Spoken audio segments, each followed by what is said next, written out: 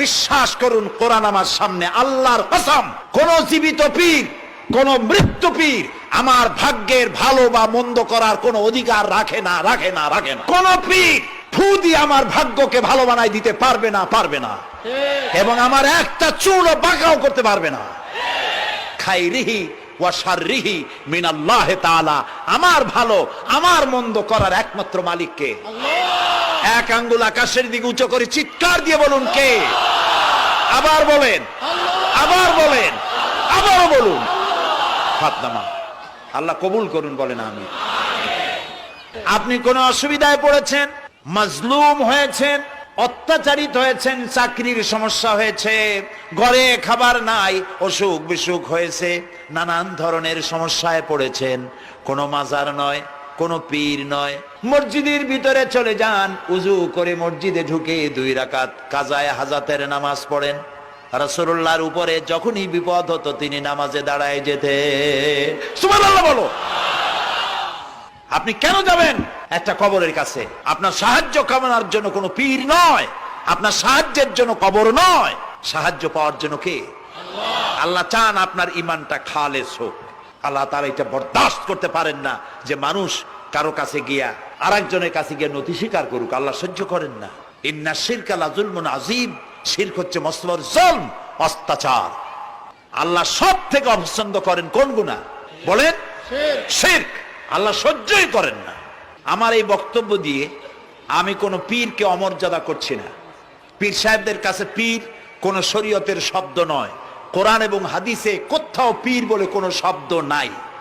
এটি ফার্সি শব্দ। এই শব্দের অর্থ হলো বৃদ্ধ। তো পীর যদি বৃদ্ধ হয় ভালো কথা, তিনি যদি আলেম হন আরো ভালো কথা। কিন্তু বাপ পীর ছিল, উনিও সেই সুবাদে পীর, ইলেম নাই, তোনার নিজের কাছেই তো টর্চ নাই। আপনাকে অন্ধকারে উনিও ম্যানহোলের মধ্যে পড়বে, আপনারে নিয়ে পড়বে। আলেম হইতে হবে, পীর যদি হয় আলেম হইতে হবে, 1 নম্বর কথা। 2 নম্বর কথা হলো তিনি ব্যবসায়ী হবেন না। ধর্মের নামে তিনি ব্যবসা করবেন না। তিনি মানুষকে হেদায়েতের পথ দেখাবেন, প্রয়োজনে জেলে যাবেন, প্রয়োজনে ফাঁসির মঞ্চে দাঁড়াবেন। তিনি নিজেকেই ইসলামের সব আমি করি, আর ইসলাম কারো কাছে নাই। যারা ইসলাম করলো 70-80 বছর ধরে, রাজনীতির পথ দেখালো, তারা ইসলামের দল না, ওনারটাই ইসলামের দল। এই ধরনের ফাজলামি বক্তব্য থেকে বিরত থাকতে হবে। এই ধরনের বেয়াদবিপূর্ণ বক্তব্য থেকে বিরত থাকতে হবে। আমার দোকানে খাঁটি ঘি পাওয়া যায়, আর কারো দোকানে খাঁটি ঘি পাওয়া যায় না। ইসলাম নিয়ে এই ধরনের মনোপলি বিজনেস করতে দেওয়া হবে না। প্রিয় ভাই সব, আমরা পীর সাহেবদের চিনি। পীর ছিলেন শাহজালাল রহমতুল্লাহ আলাইহি। সুবহানাল্লাহ। যুদ্ধ করা লাগে নাই, আজান দিয়েছেন, মূর্তির মাথা ভাঙ্গা চুরচুর হয়ে পড়ে গিয়েছে। গৌর গোবিন্দ পলায়া কুল পায় নাই। লোকেরা যায় তার মাজারে গিয়ে গজাল মাছ জিয়ারত করে আসে, কিন্তু তরবারিটা দেখে আসে না। দোধারি তরবারি এখনো আছে। সুবহানাল্লাহ বলেন। পীর ছিলেন হযরতে বাহাউদ্দিন নকশবন্দি, মুজাদ্দিদ আল ফিসানি রহমতুল্লাহ আলাইহি, বড় পীর আব্দুল কাদের জিলানী রহমতুল্লাহ আলাইহি, খাজা মঈনুদ্দিন চিশতি রহমতুল্লাহ আলাইহি, খাজা জাহান আলী রহমতুল্লাহ আলাইহি। কত ওলিউল্লাহর মাজার দিয়ে আমার দেশ ভরা। আলহামদুলিল্লাহ কর। আলহামদুলিল্লাহ। আরে একদিকে মানুষকে মুরিদ বানায়া মুরিদের টাকা দিয়ে নিজেদের পকেট ভরেন নাই। ওনারা এরকম করতেন না, এইরকম করতেন। আর রাসূলুল্লাহ বলেছেন এই রকমের হাতের মর্যাদা নাই, এই হাতের মর্যাদা। আমি পীর দেখছিলাম, বাইতুল শরীফের পীর হযরত শাহ আব্দুল জব্বার সাহেব, আল্লাহ তাআলা জান্নাতুল ফেরদাউসের মেহমান বানায়। এই বাংলাদেশে শত শত মসজিদ, মাদ্রাসার এতিমখানা তৈরি করে গেছেন। সুবহানাল্লাহ। বৃষ্টির মৌসুমে চট্টগ্রামের বাড়ি তার, 14 বছর মাদ্রাসায় ওয়াজিদিয়া চট্টগ্রামে 14 বছর বুখারী শরীফ পড়িয়েছেন। কি মানের আলেম! খালি পীর না, মুরিদরা যত টাকা দিত এই টাকা দিয়ে বড় বড় মাদ্রাসা মসজিদ করেছেন। আর বৃষ্টির সময় সাথী সঙ্গী নিয়ে বস্তি এলাকায় যেতেন, পলিথিন দিয়া ছাওয়া, বাচ্চা আর তার স্বামী নিয়ে কাতরায় এক কোনায় বসে আছে, খাবার নাই, চাউল নাই, অসুস্থ, তাদের চাউল দিয়ে আসতেন, তাদের রান্না করার শাকসবজি দিয়ে আসতেন, ওষুধ দিয়ে আসতেন, হাড়ি পাতিল দিয়ে আসতেন। বন্যা হলে, তুফান হলে টাকা উজাড় করে যা মুরিদরা দিত সবগুলি উজাড় করে মানুষের খেদমত করতেন। সুবহানাল্লাহ। কাজী যারা জামায় অনেকগুলো পকেট সমানে নিতে থাকে আর ভরতে থাকে এইভাবে করে, এই ব্যবসায়ীদেরকে পরিত্যাগ করতে হবে। পীর হচ্ছে ওই সমস্ত লোক যারা নাকি ধর্মের নামে ব্যবসা করে না, বরং আল্লাহর দ্বীনকে প্রতিষ্ঠা করার জন্য কথা বলে। প্রিয় ভাই সব, আমাদের জেহেন সাফ করতে হবে, পরিষ্কার করে বুঝতে হবে আমার ভালো আমার মন্দ কে করতে পারেন? আল্লাহ। সম্রাট শাহজাহান নাম শুনেছেন? কোথার বাদশা বলেন? দিল্লির সম্রাট। সম্রাট শাহজাহান, পৃথিবী জোড়া নাম তার। কবি বলছেন, শাহনে জাহাं को जिन्हें फख्र से देते थे बाज, वाज कब्र में है सूरह अलहम्दु की मोहताज। যে শাহজাহানকে কর দিয়া ট্যাক্স দিতে পারলে জনগণ নিজেদেরকে গৌরবান্বিত বলে মনে করত, সেই শাহজাহান কবরে শুয়ে আছে, সূরা ফাতিহার মুহতাজ হয়ে আছে। সুবহানাল্লাহ। যদি কেউ আমার কবরের কাছ থেকে হেঁটে যাইতো আর একটু সূরা ইখলাস পড়ে সবরে সানি করতো, আমি কিছু পাইতাম। আহারে, এই এতিম ফকির হয়ে শুয়ে আছে। এক ফকির দিল্লি ঘুরতেছে, একজন বলছে, ভাই তোমারে তো খয়রাত করে দেখতেছি আমি সেই ছোটবেলা থেকে, খালি তুমি খয়রাত করো।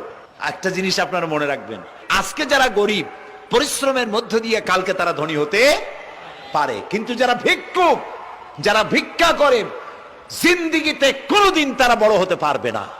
ভিক্ষা করা যাদের অভ্যাস, জীবনেও বাড়ি করতে পারবে না, জীবনেও ধনী হইতে পারবে না, কিন্তু গরিব ধনী হইতে পারবে। কারণ হলো আল্লাহর কাছে দুইটা বৈধ জিনিস অত্যন্ত ঘৃণিত। কয়টা? একটা হলো তালাক, আর একটা হলো ভিক্ষাবৃত্তি, মানুষের কাছে চাওয়া। আল্লাহ পছন্দ করেন না। তো ভিক্ষুক ঘুরতেছে, একটা লোক বলল, মিয়া তোমার তো সারা জীবনই খরচ করতে দেখি। খরচ করবো না, করবো কি? যার কাছে যাই সে দেয় 4 আনা 2 আনা 1 টাকা, এর বেশি তো দেয় না। তাই দিয়ে আমি কেমনে বড় লোক হবো? কয় যে তুমি বাদশারের চোখে দেখো না, বাদশারের চোখে দেখো না। কয় বাদশার কাছে কি আমার মতো লোক যাইতে পারে নাকি? কল না, যাইতে হবে, যাও। বাদশা একবার যাবা, এমন দেওয়া দেবে জীবনে আর তোমার খরচ করা লাগবে না। পাতি শিয়ালের পিছনে ঘুরে তো লাভ নাই। পাতি শিয়ালে খায় মুরগি, তোমার একটা ঠ্যাং দেবে, দাঁতের খেলালের কাজ হবে না। বাঘের পিছনে ঘোরো, বাঘে খায় গরু আর হরিণ, একটা রান দিলে তুমি 1 সপ্তাহ খাইতে পারবে। কাজে ঘুরতে গিয়েও বোঝা উচিত কার সাথে ঘুরি। তো বলছে বাদশার কাছে যাও। তো বাদশারে পাবো কই? কই তো দেখলাম কেবল মসজিদে ঢুকলো। তারপরে ফকির গিয়ে দাঁড়ায় আছে বারান্দায়, দেখে যে উনি বাদশা ভেতরে বসে হাত তুলে আছে ভাবে, আর চোখ দিয়ে পানি পড়ে দাড়ি ভিজে ভিজে পড়তেছে। নামাজ শেষ করে, মোনাজাত শেষ করে বাদশা বেরিয়েছেন। কোন বাদশা? শাহজাহান। বাইরে আসার পর ফকির বলল, আসসালামু আলাইকুম বলে ফকির রওনা করছে। বাদশা বলে, দাঁড়াও, তুমি যে রওনা করলা, তোমার তো ভিক্ষুক মনে হয়, আর লোকেরা যারা ভিক্ষুক না তারাও তো আমার কাছে চায়, আর তুমি তো ভিক্ষুক, চাইলে না কেন কিছু? ভিক্ষুক বলে, জাহাপানা, আমি কিছু চাইতেই এসেছিলাম আপনার কাছে, কিন্তু আপনার করুণ অবস্থা দেখে আমার জ্ঞানের চোখ খুলে গিয়েছে। আমি দেখতে পেলাম আমি যার কাছে চাইতে এসেছি, আমি তো কান্দি না, হাতও পাতি নাই। যার কাছে চাইতে আসতাম দিল্লির সম্রাট, আবার কোন সম্রাটের কাছে হাত পেতে ভিক্ষুকের মতো কি জানি চায়, আর চোখ দিয়া পানি পড়ে দাড়ি ভিজে ভিজে পড়ছে। আমার জ্ঞানের চোখ খুলে গেছে, দুনিয়ার বাদশার কাছে আর চাইবো না। বাদশা কান্দে যে বাদশার কাছে, তার কাছেই চাইবো। প্রিয় ভাই সব, এই জন্যে জিহেন সাফ করে ফেলুন।